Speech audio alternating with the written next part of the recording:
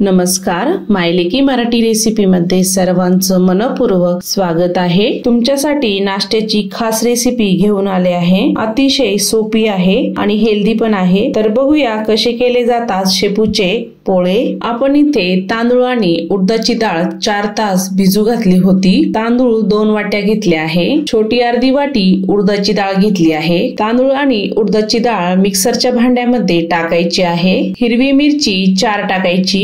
1 वाटी चिरलेला शेपू टाकायचा आहे। 2 चमचे गूळ टाकायचा आहे। छोटी वाटी ओलं खोबरं टाकायचं आहे। हे सर्व मिक्सरला फिरवून घेऊया। असं बारीक बॅटर तयार करायचं आहे। सर्व तांदूळ दळून झाले आहे। मिक्स करूया। हे शेपूचे पोळे खूप सोपे आहे करायला। बॅटर छान मिक्स झाले आहे।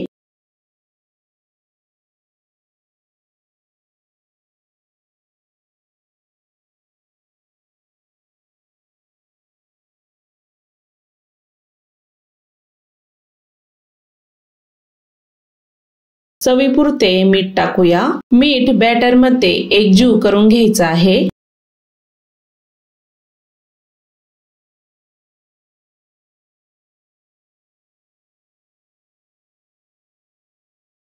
बॅटर इथे छान रेडी झाले आहे। चटणीची तयारी करूया। 1 मोठी वाटी ओलं खोबरं मिक्सरच्या भांड्यामध्ये टाकूया। 3 ते 4 हिरवी मिरची टाकायची आहे। चवीपुरते मीठ टाकूया। झाकण लावून मिक्सर मधून बारीक वाटून घेऊया।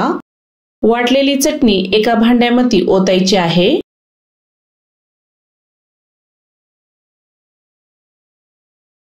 एक चमचा तेल गरम करून घेतले। अर्धा चमचा मोहरी टाकायची। मोहरी छान तडतडली की चटणीवर तडका ओतायचा आहे। तडका चटणीमध्ये मिक्स करूया। पॅन इथे छान गरम झाला आहे। थोडेसे पाणी शिपडून पोळे तयार करायला घेऊया। पॅन वर 2 चमचे बॅटर टाकायचं आहे।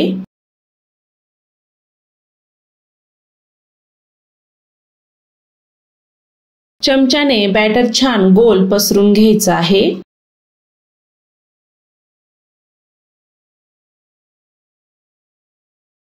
पोळे आपले छान पसरून झाले आहे। पोळ्यांवर तूप किंवा तेल टाकायचं आहे।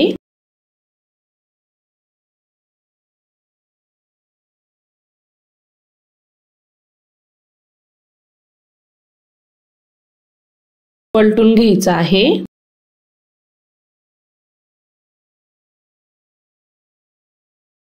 पोळा हा छान दोन्ही बाजूने भाजून झाला आहे।